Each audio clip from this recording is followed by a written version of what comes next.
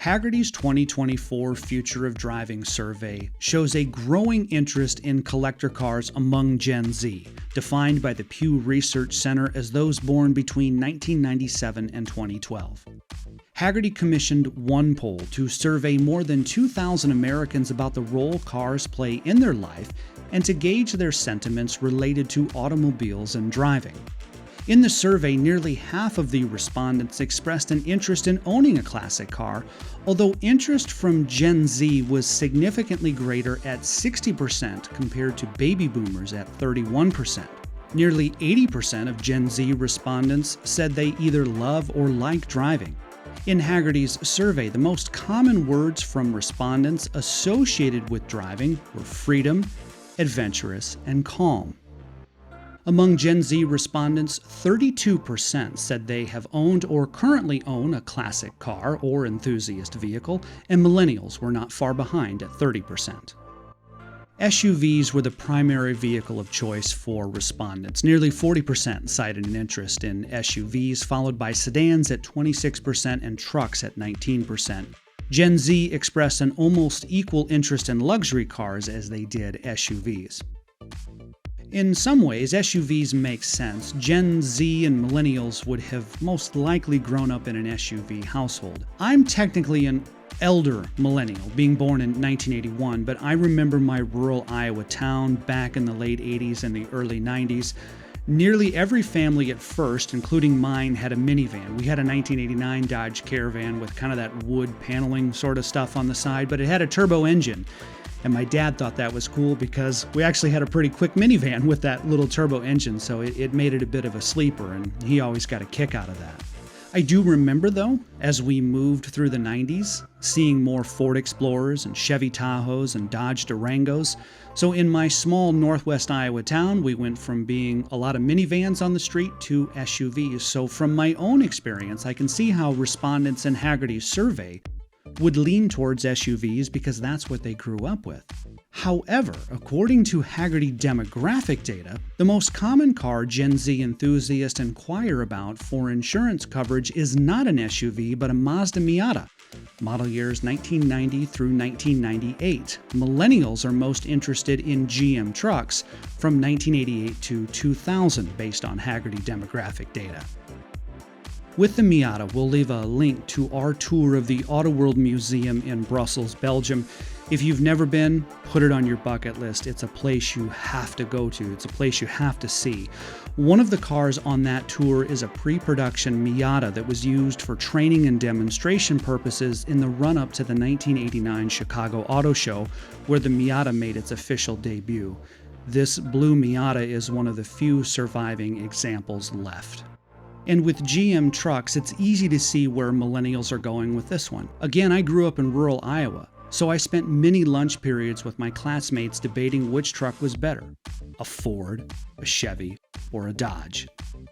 But the conversation around cars and driving is very different today than in the 90s when I was growing up, and it's certainly a different conversation in the 2020s than, say, at the height of the muscle car era in the United States.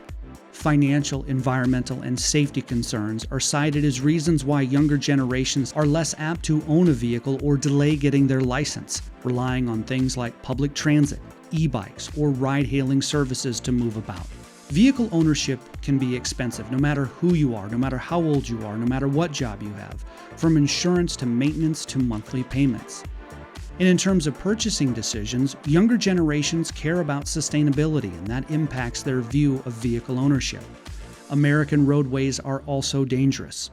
According to NHTSA, 42,514 lives were lost on U.S. roads in 2022. There were over 13,500 drunk driving fatalities and over 12,000 speeding-related deaths. And although modern-day vehicles are structurally safe and have active safety systems designed to prevent or mitigate a collision, if you're a young person and you've lost a friend or a family member to an automobile accident, that might impact your decision to get a license. Different than in years past, we can do almost everything with our phones, and I do. most of what I need for my daily life, I can have delivered to my doorstep, I can have it received through a Wi-Fi connection or a mobile app. So given that, there's perhaps less incentive overall to own a vehicle. However, on the opposite side, with more screen time comes more opportunity for automotive culture to find its way into our imaginations.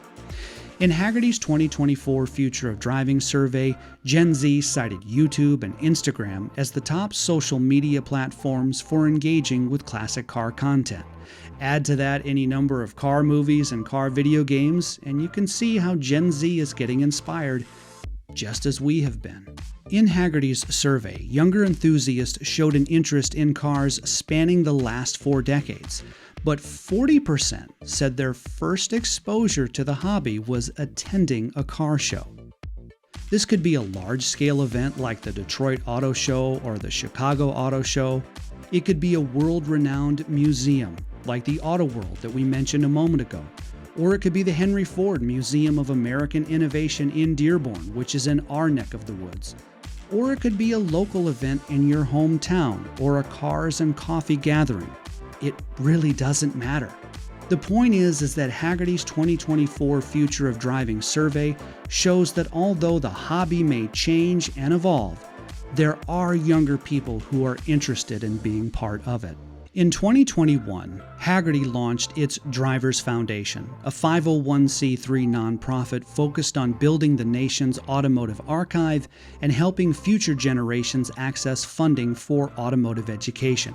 Through its partnership with the U.S. Department of the Interior and the Library of Congress, the foundation launched the National Historic Vehicle Register to record and preserve America's automotive past. Meanwhile, the Hagerty Drivers Foundation maintains a comprehensive YouTube channel that provides hours of free on-demand content for automotive enthusiasts. Hagerty produced documentaries on the channel, such as the Chrysler Turbine Car Engineering a Revolution and the fabulous Hudson Hornet, have garnered millions of views. We will leave links below if you would like to learn more about what we covered here, including a link to the Hagerty Drivers Foundation YouTube channel and an interview we did with Casey Maxon, Hagerty's Senior Manager of Heritage, who spoke more about the focus of the National Historic Vehicle Register and gave us a behind-the-scenes look at how they produce their documentaries. In Detroit, on behalf of Automoblog, I'm Carl Anthony.